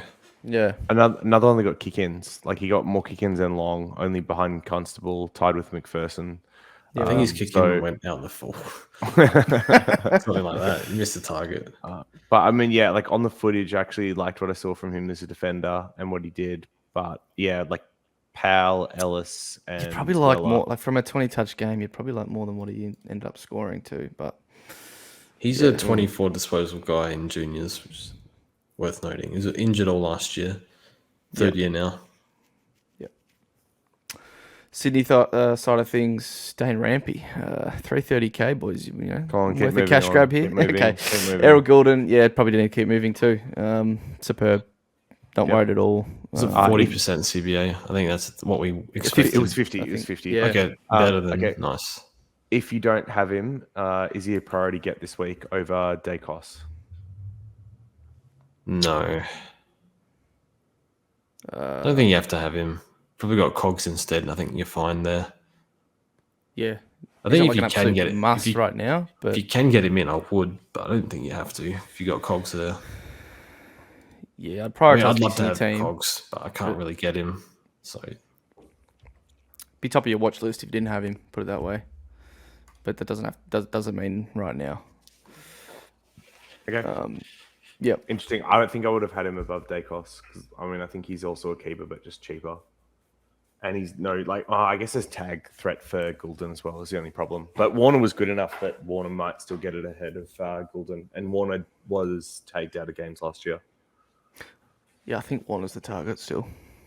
Yeah. Mills, I mean, disappointing in a fantasy sense, but it's just probably going to be him, It was 30% CBAs. It's like the lows that we saw at the back end of last year. They've got other guys that can play midfield now. He's versatile. I think this is just where he is. It's not him being bad. It's just what Horse has got the team in the team. Oh, by the way, Dill Stevens, my boy from a couple of years back, they were absolutely robbed of as a rookie that was going to generate me hella cash. Good to see him showing up. Quick shout out to Dill Stevens. Let's keep going. Yeah. We could probably move on. There's not too much else here from Sydney. Only other thing, like Matt Roberts, 27 Supercoach, 29 fantasy off 12% game time right at the end there. If he actually secured a spot somehow in this team, he'd be a good shout as a rookie. Yep. he scored 200s in his NFL juniors. Yeah, he's got massive scoring potential for sure, especially on that Swan side. Just needs to get a roll.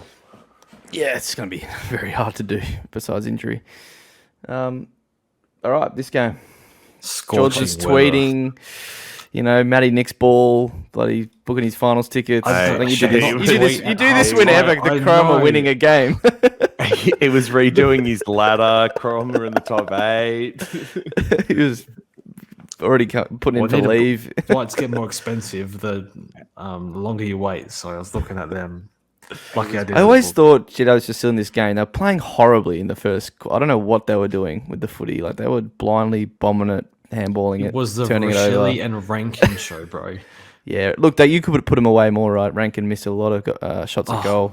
Yeah. So that probably ended up costing you in the end, I would say. But it was a good game. I've never seen us. You thought Brisbane's midfield was bad. Capitulate, yeah, that was Laird, Tom Green was just pushing everyone out the way, and him and Kelly were just getting their hands on literally everything. I think it was partially Rob losing to bloody Flynn of all people. Cogs bursting away, 800 meters gained. He was superb as well. I mean, Tom Green, there was a reason why this guy was a must pick all season, and he showed it. Let's just hope he can keep it up. Cogs was amazing, especially once Kelly went down. Kelly looked like he was going to be a gun, and the CBAs were 68% CBAs from 68% game time. All tick, tick, tick, tick, tick. Cumming, Whitfield, Ash all look like failed picks just 1 week in, especially Whitfield's concussion. And then really, I think the only one that's worth spending more time talking about is Callahan and how everyone feels on him after one game. He's probably the biggest one. He's around the contest a lot more than I expected. I should have seen that coming because that was sort of in the preseason game. But you just think no CBAs, playing through injury, but doesn't seem to affect him during games. The foot issue. So I just thought I don't need a winger for 240k, but tons up again. Does he get CBAs next week? Well, they need to put someone in. They had to throw Ward in because no Perryman, no Josh Kelly. And against West Coast. Oh, boy. Yeah. I'm not forcing him in, to be honest. But I'm just waiting and seeing. So this pick is Horne-Francis category for me, which is I'm sketched out enough about it that I don't want to bring him in this week. I want to wait another week. And the problem is I think he's going to score well next week because it's against West Coast. So even if he's not going to tell us he's much, not getting CBAs, I think he's still going to get another good score. And Kelly's all out. this good scoring came this week was in the fourth quarter when Kelly was out, which meant he was even closer to the ball. He got basically half his stats in that quarter, and that's when all the scaling was, which is why he's got quite a favorable ratio as well. So I think what I'm saying is I think he'll score well next week and West Coast, but then the week after when they play Carlton and Kelly's back, his scoring wasn't that good through the first half. I think he was on track for a 60 or a 70. It wasn't great. So what is the real Callahan scoring in that role? And I'm just pretty worried about getting on someone for 250k that doesn't have CBAs and may get pushed out of that good scoring role once Kelly returns. Yeah, I agree with everything. With pretty much the whole spiel you just said. Like, he only had one clanger. It was just another really good game from him. Pretty much going on. From Only the last 6 preseason contested game. is a worry as well. Like, so 6 contested for 25 touches and then having a plus 18 fantasy Supercoach ratio. It's like almost unheard of. Yep, contested mark in there. But that's probably part of his game too. Yeah. At times. What was his TOG? 84%. Is that 84? That's a lot more than I thought. It was a lot less in the preseason game. But their bench just absolutely depleted though, right? Yeah, they only had like that's true. 2 guys on the Perryman, bench for the Whitfield, last quarter and a half. Kelly. Yeah. I wouldn't mind getting him in. I don't think it's the worst, right? Because the fixture's really good. 400. Even if he's not getting Hawthorn and mid-time. West Coast But I'm with Essendon. JD. I'm happy to wait a week on it. And It's once again like if Hopper fails, correct, I can just go down. He's in the same mix as like Callahan's in the same mix as like some of these other guys that we've talked about. It's just whether But if you go for him, you want him against West Coast this week. I get that. I do. But I like the information a little bit too. But if it's only one of him of like Callahan, Horne-Francis, Ziebell, Warple, Setterfield, you'd rather wait another week of information than get the extra 30 points. But I guess we made the point. You don't get much information against West Coast again. Kelly's You will out. for the other players though. That's probably the bigger point. Yeah. I'm waiting, but I don't totally hate going on it. But I don't love the role without the really cake fixture. There could be some really poor scores, but they have one. They got Carlton round 3 though, right? So I'll tell you what, if he pops off next week and Ashcroft goes poorly, I could see a lot of people asking Ashcroft to Callahan. Yeah. Look forward to those. The Mighty Crom. Well, they're not Mighty I Crom. don't think it's the worst thing to push Ashcroft to the bench if he keeps this up. 1 week, George. Give the kid a chance. He's Okay. best talent in the country. Okay. I mean, they're about to get smashed by Melbourne though. Yeah, I know. So it's going to be funny. But to me, but did he? Yeah, okay. yeah. And then it's Dogs the week after. Like, this is just such a brutal fixture. And then round 4, they've got the Pies, and he can finally show up. But yeah. Rochelle George, he was probably one of your, Supercoach wise almost, but electric. probably the best player on the ground, I would say, for you guys in the end. No, he was good, winning it in the forward half of the stoppages. I mean, he did a hamstring in pre-season and he had to get a hamstring rub. That's enough to scare me personally. But he looks good, and we're going to use him more in the midfield. Yeah. All right. So there's 2 that let's talk about. Dawson, firstly, what did you think of Marty Cromson in his first game as captain? It was a classic Dawson game, just taking a few marks down back. It was good. A few kick-ins late. Yep. Took most of them for the Crows. Yeah. Top like 6, a little bit get him in. disappointing that he didn't ton up, but is what it is. perfectly fine if you picked him. And then, all right, rip the Band-Aid off, Rory Laird. Hit us, George. What happened? I've spoken of this. Has been in my head every half an hour. Sorry, wait 1 sec. Do you need a minute to go grab another shot, or what? No, I've got a clip. This can happen. Remember, we mustn't forget that it's been raining, so the pitch is quite. It's been raining. Yeah. Are you being serious? It's raining for both teams. Yeah, I know, but Come on, Ty. It's a bit hot, George.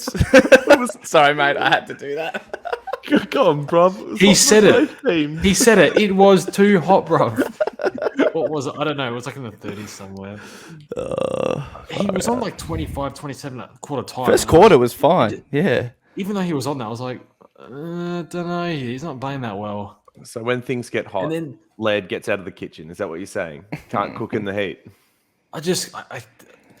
In all honesty, picking 700k player is noob move. Like, honestly, I kind of knew that, but the whole point of picking him was in case my captain failed, like it did all in the first half of last year. I've got the fullbacks. It's not going to happen this year. And he does that. It's actually the most happened. insane story. Like, round my one. god! But like, Can I just say, I was really impressed by Sam Barry. They must have worked on their teamwork over the preseason because if one synergy. goes down, they're both going to go down.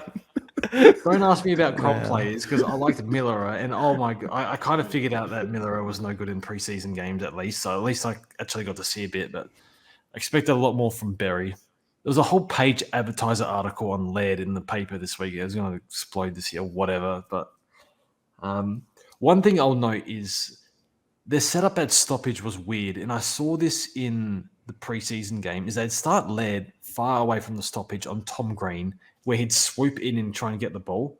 But Tom Green's too big and strong for Laird, so he couldn't get it. It was just weird how they set up at stoppages. I don't know.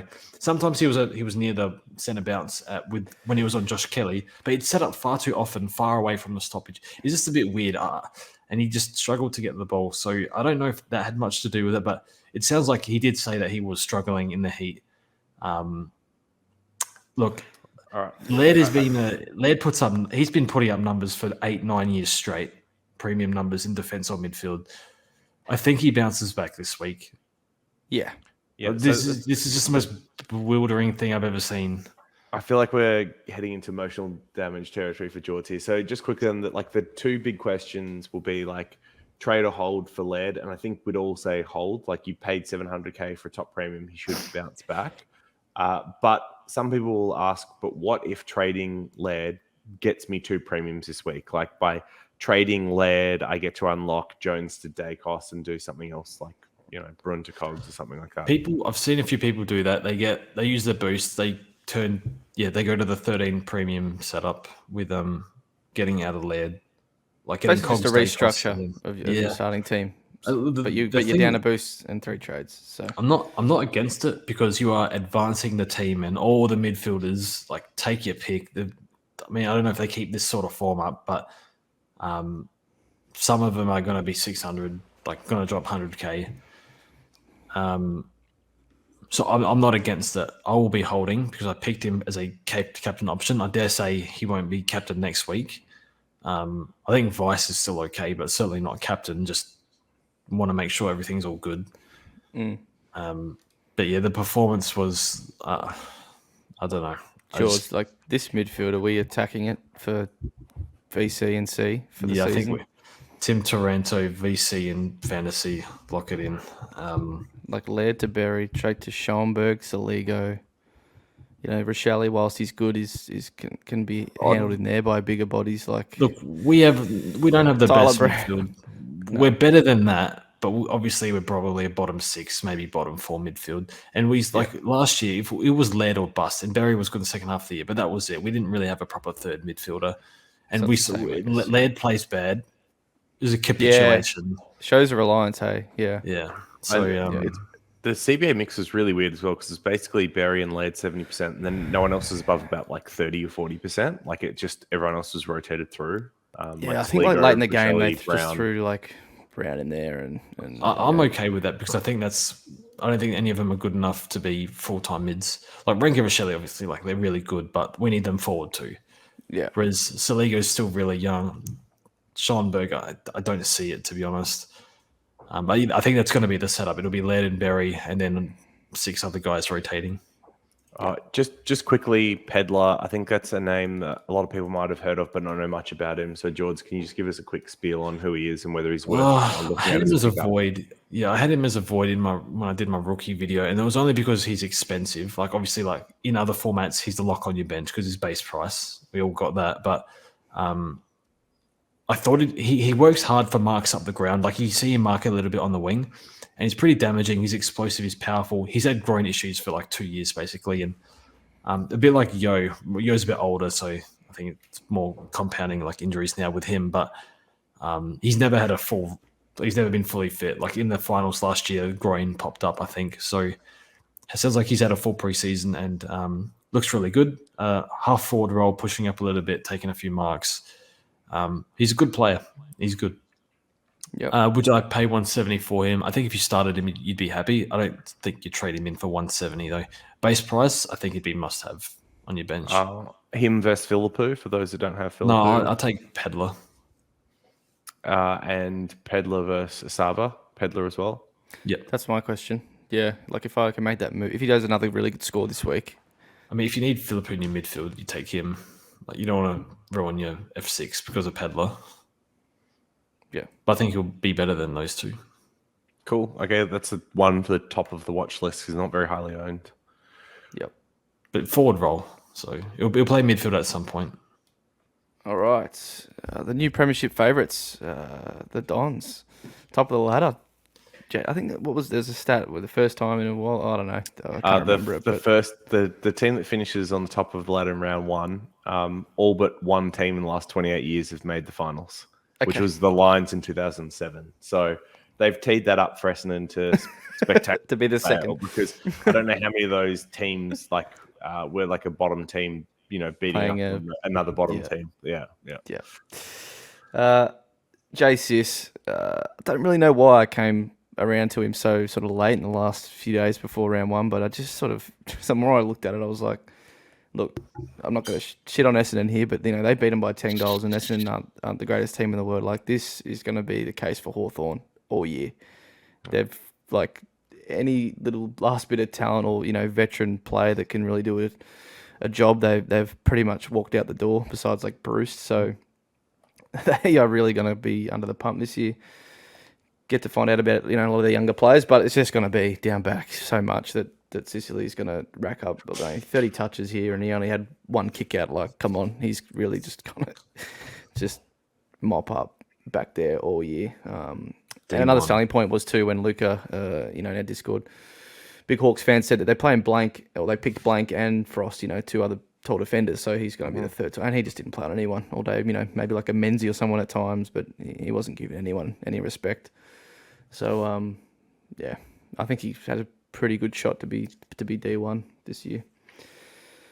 Only thing worth pointing out, this is where I got Doherty confused. It was Sicily that had just the one kick in. Yes. And like everyone else took them. So any concern about the fact that Sicily's got low kick in numbers? For one game, no. One game sample, I'm not. And a lot of the time, Bramble was just kicking it to him in the pocket anyway. So I'm really not. If he can get 30 touches without a kick, with one kick in, I'm not. I think he'll get more. He'll be able more. I mean, I know they like Bramble, but I did not think he was good. I guess there's only I'd be surprised. I'm a little surprised he's still getting games, to be honest. So I don't know. He might get dropped. I didn't take much notice of Bramble, but when he was a rookie for us, I thought he played well a few years ago. Yeah. It's up the ground a bit, run. He took a lot. He hasn't really settled in a position, I don't think, since then. Yeah. And that's hurt him. But there's a couple of guys in that boat. All right. Warple and Ward, pretty much. Warpedo? Warple and Mackenzie. Yeah, Warpedo. I didn't mind his game. I'm not saying he was amazing, but I think it's just Warple. His last couple of years' form wasn't truly him. But he's not going to be a world beater either. I think this is what we can expect. I mean, led CBAs tick, led contested possessions tick, led score involvements tick, led clearances tick. So I think the only bad part is he needed 30 touches to have a ton. He had 29, so he just missed out, which is not great. And I think that was the one thing I called out in the preseason when we were talking Discord. Like, the fact that he had to go 30 in the preseason to get a low ton is not great, because is that really sustainable for him to do high 20 average numbers throughout the year? But all the other optics, I think, were really good for Warple. And it's just pretty clear that there's no one that's clearly ahead of him, apart from probably Newcomb on what we saw last year. But it's those two are the clear 1 and 2. Yeah, I'm looking at his stat line and I'm confused how that's not a bigger score.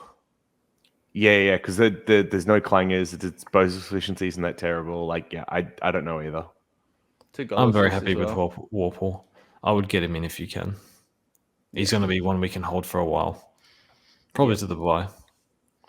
Did better than half the bloody 600k boys. Yeah, he's not great watching, but anyway, I'm happy that I've got him for sure. Mackenzie was very good. Must have rookie. Everyone agree? Yeah, Agreed. Absolutely. I mean, Merritt 2.0, so I've already got a softness, and he actually seems to have a bigger kick than Merritt as well, so sky's the limit. Yep. Nothing else really down here. Fergus Green, I guess, but probably expected that this can happen playing for Hawthorn.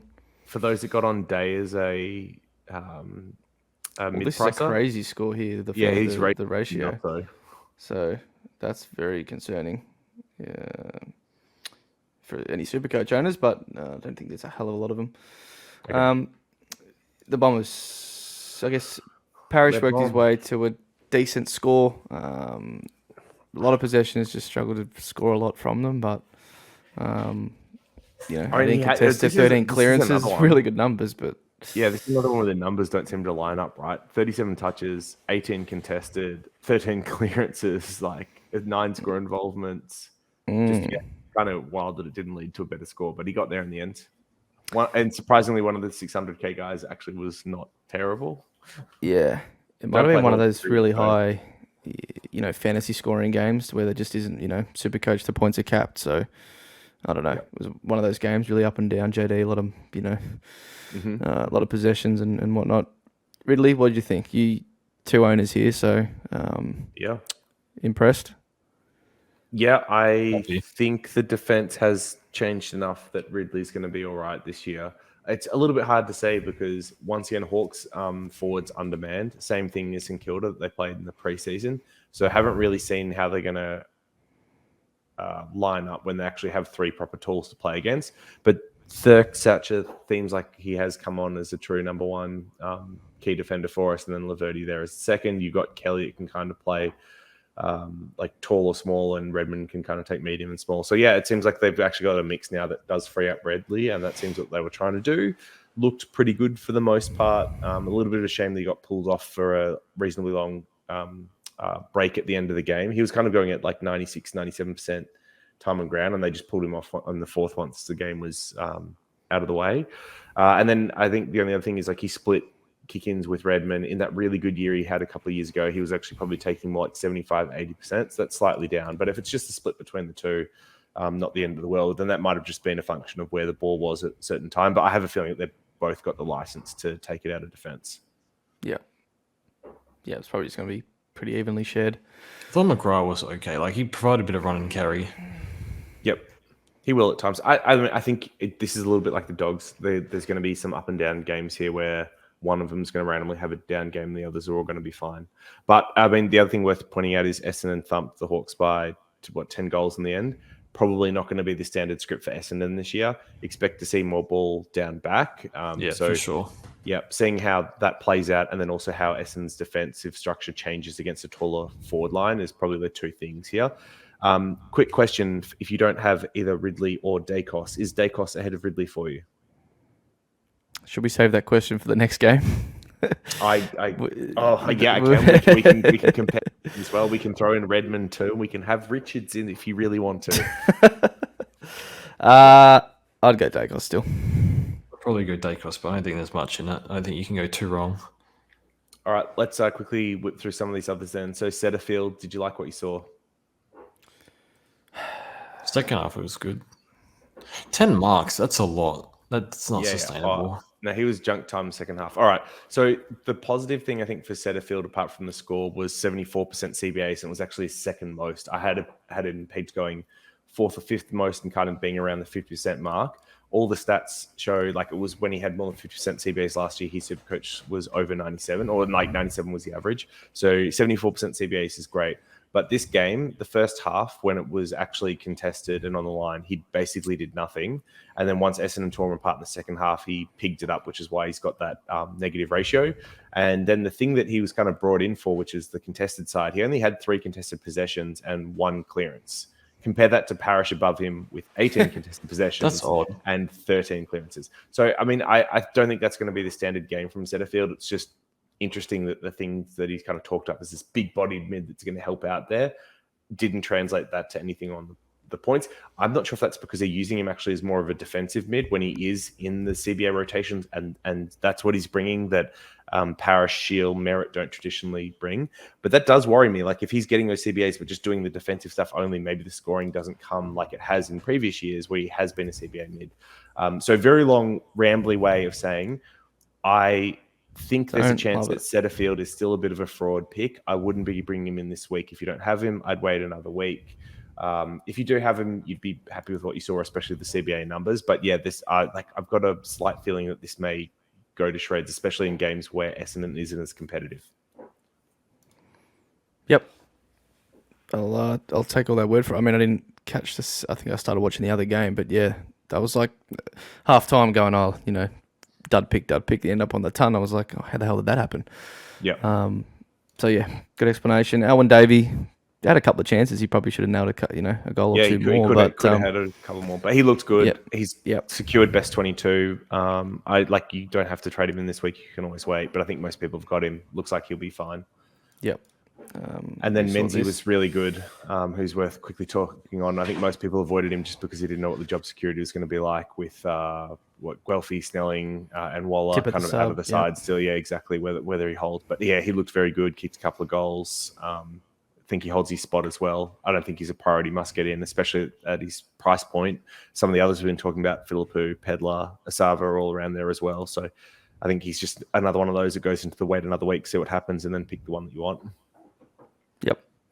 Cool. All right, last game. The Saints. I mean, all the first-time coaches got the dub this week, so few of them aren't first time. Yeah. I think Ross the boss, notorious first-time coach. Yeah, Clarko, not the first time, and who's the other one? It's Scott. Yeah. So Scott. anyway, I'm sorry, Brad Scott. first Always time getting this year. confused. Kingsley's the very first time, but all got dubs. So Saints. I mean, it's kind of like. I mean, their scoring isn't Supercoach wise massive, but they end up winning the game, and that's probably part and parcel to those Freo defenders, which we'll get to. But on the Saints side, I don't really know here. Like Sinclair, okay, but it's sort of obviously parted to a bit of that rebounding to Wangani Malira. Not a whole lot. That turned out to be not a great pick for round one anyway. But maybe he's still an option for our sides, but I wouldn't be obviously jumping anywhere near him yet. Jack Steele is a very interesting one. What do we think here, George? I know you're a big lover of Jack Steele over the years. What are you seeing with him now? Just warming his way into it. I've been saying this for the past month. I just want to give it 6 weeks and see how he goes. Yep. I think he'll be around the mark, but no reason to rush him in. No reason to trade him out. Okay. He's fine. He's fine. Rowan, I mean, not much needs to be said. Probably just one of the toughest matchups you'll get this year. Ruck-wise, probably Freo and Melbourne. That will be tough for any Ruck, especially when he doesn't really have much support. So, expected him to do better. What else? Philippou, really good. Really, really good. I was impressed with his calmness. Playing higher as well. I was playing a bit around the ball, stoppages around the ground. It's like There's one point where he popped up in defensive 50, like taking a mark. I'm like, what? Why is he here? Like they put him behind the ball. I got so excited, but then it's just he worked hard into it. Pushing up, yeah. He's one to keep an eye on. Obviously, Roll's not the greatest, but honestly, he's one that looks like he could still find a way to score well. And then obviously the price is just a bit annoying. Like, obviously has to be a little bit better, but one to keep an eye on. Bytel, if he scores well against the Dogs, then I think you're in on. You're looking at him, yeah. Bytel I had on my field until I made a late change. I think it worked out okay for those that stuck with it. I mean, he kicked a goal in the end. He doesn't do a hell of a lot outside of defensive work. He's manning Sarong all game, 7 tackles. It's sort of something that Windhager does, right? So is it just straight in, straight out? That's what I'm worried about because Burns was in and Burns was good. Yeah. He's not bad by tell, but Windhager's better, right? So we'll see what Ross does. I wonder if they give Windhager another week in the twos or something. Probably not. It was just a hand, right? I dare say that if Bytel can hold when Windhager comes in the team, which is also annoying because Ross has still got to come back in, I think you can field him over Ashcroft. This very week, you mean? Yeah. If Ashcroft does bad this week. No, not against the Dogs. Oh, yeah, not this week against the Dogs, no. But he's probably not even going to play, to be honest, but we'll see. He's not good enough to get dropped, but not good enough to be better than Windies. It's a bit of a tricky one. And fieldable if he's playing, yeah. Yeah. Interesting. He probably makes way, unfortunately, but I'm we'll see. look like an idiot saying bench Ashcroft, aren't I? Yeah, just don't make these calls yet. Okay. It's like tweeting Matty Nix at halftime. Matty Nix football. Frog, tags. Anyway, calm down. Nothing else really. I mean, Wangani Malira, if people own, is just, not.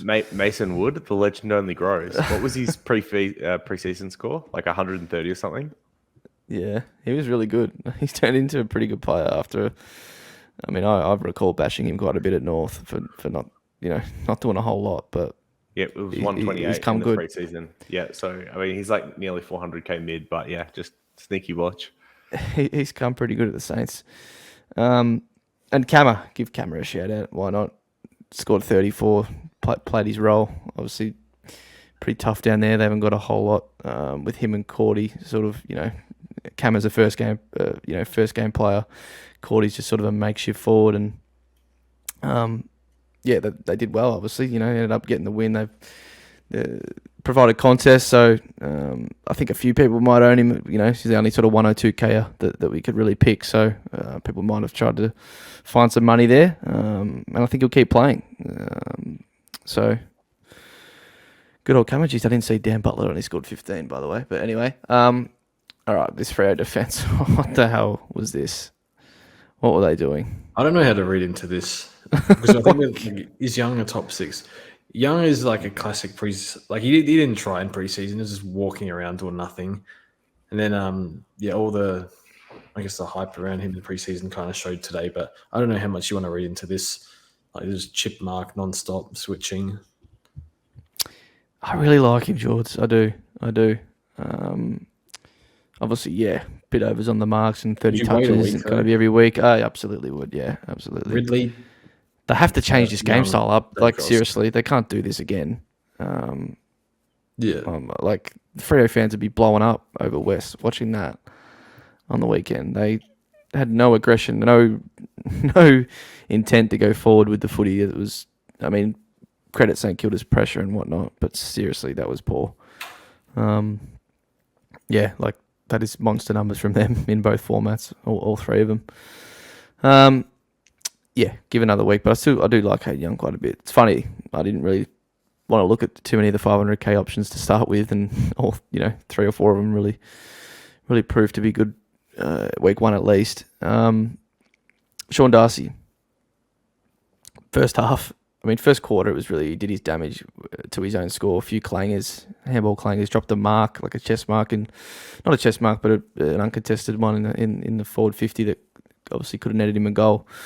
That sort of pegged him behind a bit, and then at half time he just lost a couple of stats. I don't know what he lost, maybe a tackle here and there or something. It went from like 39 to 24, and I was thinking, oh boy, everyone's talking rubbish about the big man, but he monstered out a big second half.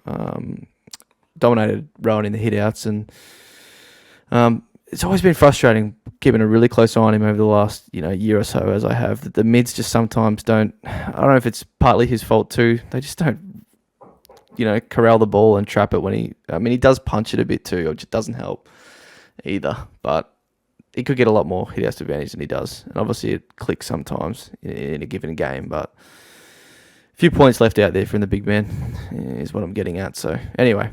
The ruck split, it was pretty much 80-20. Like, he attended 61 out of 78 ruck contests. Like, Jackson was at CBAs. Like, his CBAs were actually roving CBAs. Yes, correct. He was playing on the ball in, like, the fourth quarter, so no concern here for me at all. Unfortunately, all our ruckmen played each other in round 1, which, can't change the fixture. Anything else, boys? Andy was poor, but like good dream team, bad Supercoach. But he'll be fine. Easy. That ratio is it's incredible. It was worse too. It was like 110-50. Like, it was insane. How bad it was, but yeah. 5. Oh boy. Gotta go. Yeah. Yep. Henry, you want to talk about Henry at all? 200k. Yeah, you didn't mind 83? Henry. Pretty probably good. Wouldn't touch. We got better options, but there are more options. Yeah. Yep. No, I think that's it. I think we've done a good job, boys. Yeah, it's been a long one.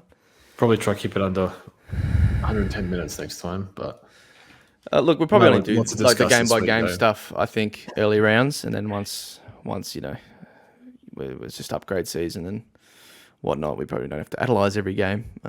So I don't mind doing it the next couple of weeks, but. Yeah, it's pretty important at this time of the year with, people are restructuring, obviously boosting already. One game of data as well, I guess. One game of data. Yeah, can we rank the Warple, Setterfield, Franco, and Ziebell. And Callahan. Yeah, Callahan. Okay. And I'm assuming the ones that you've left out, you're all happy with, like trading out. Like Hopper, Ash, Wanganamilira, Flanders, Bruin, Fife. Yeah, they can all go. Yeah. Yep. Although I think I'm going to hold Tanner All for 1 right. week. I still got Warple number 1. Anyone disagree? Agree. No, I agree. Who have you got number 2? Someone throw a name out. I got Horne-Francis. Agree. I've written that down here. Franco 2. I understand what you mean, Jed. I think you really want to see 1 more week because we don't know if he's going to be consistent. The first practice game, he wasn't good. No. Second game, he got frustrated and he went missing. Yeah. Like production wasn't consistent, and even that game, he like had 3 touches early and then was missing for the rest of the first quarter. What is that? Anyway, sorry. Yep, keep going. So Horne-Franco 2, I can probably believe that. Is it Ziebell 3 or is it Setterfield 3? Or Callahan 3? Ziebell 3. Yeah, I think it's Ziebell for me too. And Callahan. Setterfield 4, Callahan, then Setterfield last. Of those 5, are we missing anyone worth talking about? I'll probably trust Setterfield more than Callahan just for the mid-time. Yeah, I think the roles there, I'd probably go like 74% CBAs is a lot. So I'd have that over Callahan. They're 100k in difference too. It's a bit part of it. But yeah, in a vacuum, yeah. It's pretty hard to tell. Yeah, I think I'll probably still go early on Horne-Francis. I just think 65% CBA mid is surely can't go below 90 for his talent, what he can do at any given day. Yep. And then of the 500k players, is it like Daicos, Ridley, Young in that order down back? Yep. If you were to throw in Goulden, does it become Daicos, Goulden, Ridley, Young? Or would you have maybe Goulden? Ridley ahead of Gordon for structural purposes? Interesting.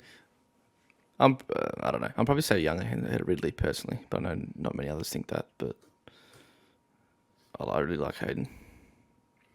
Okay, and then for those trading out Stewart, if they were set on going to a 600k defender rather than a 500k one, how are you ordering Doherty, Cromson, and Sicily? LeBron number 1. Mm-hmm. That's James Sicily for those. Yes, playing at home. Sick God. Yeah, in my ranks, I got Dawson over Dog. Yeah, I've got the same. I don't think there's much in it. No, I think they're all great. And they're all in my team. I want all Thanks, 3, boys. and you got all 3. He must be feeling pretty good. I love about that, defenders, pretty man. good. Stuart Dawson last year. I don't know. No joke, next year I'm the 5 premier defender. It's funny. You really could have done like 3, the Daicos and Ridley, and done it all. But anyway, maybe the no midfield throw them strat all was in the go. Just start Bonton straight to bloody Tom Green and Too hot for the boys. too hot for the mids. Too hot, yeah. Pull them in once winter comes around. Yeah. All right. Almost a 2-hour job here, boys. It was a big one, but, big things to talk about. Oh, sorry. Let's Let's just do Rucks for those that are trading at Cherry. Going top line Ruck. So we've got Wits, Darcy, Gawn, English. How are you going those 4? Oh. Wits 1. Darcy 1. That's really 40k hard. still comes into play. I guess it kind of depends on what the money does a little bit, but let's just assume money doesn't matter. It's so hard if you have Cherry. Where are you getting this from? Like a Bruin down Hopper, Chandler. Bruin. I think Jerome 1 for durability. Yeah, he looked pretty good. I'd have him and Gawn ahead of English still. So English and Gawn For me, most it's- unlikely to play 22. Even though Shrek's had his niggles, at least his youth and full preseason. I'd take Darcy or Wits over the other 2. As good as Gawn and English can score, they're most likely to be traded out at some point. yeah, I think I agree. Darcy, Wits, Gawn, English, maybe in that order. Maybe Okay, English and ahead of then Gawn, but yeah, I think just to reiterate, like the 4 must-have rookies we kind of listed were Sheasel, Mackenzie, and Ginby, and they're all like top tier, and then probably McKenna as a fourth. And I don't think there was anyone else we really had as a must-have if you don't have them. Yep. Chandler would be nice next week. Yeah. Chandler, you can wait on. Like Philippou or Pedler, you can wait on. Yep. Cool. Any plans this week? I think Thursday I'll do a live stream if anyone wants to join, or if I want to join anyone else. JD, you? Yeah, I'll try and do the Thursday one. Yep. Friday out for the anniversary. So and then Sunday flying to Melbourne. Might actually get to go see the Bombers game in person, which is pretty exciting. Yeah. Cool. All right, yeah, I might join you Thursday, and then, I don't know, I might do one Friday, and George might join me. Probably be able to join. Yeah. No interest in joining me in person. That's fine. I'll see how it is. It's all right. You'll keep it to online. That's fine. Maybe. Don't want to cramp your it means I have to watch the Bombers. No, I'm kidding. All right. Thanks for watching, everyone. If you've managed to stay this long, head over to FootyScores.net if you for all your live action throughout the weekend. As long as Hammy doesn't bring it down mid-pod. But, yeah. Thanks for watching. We'll probably be wrecked here. It's 11 o'clock for me and JD, and about 10:30 for you, George. So it's been a long one, but it's the fun season. Round 1 of Supercoach. This is when it's all, it's all up for grabs. Is it fun though when your captain scores 50? It's still fun. It's only up from here, George. Only up from here. It's how you claw back, mate. You always do it. All right. We'll sign off. Thanks for watching. We'll see you on the next one. Cheers. Peace.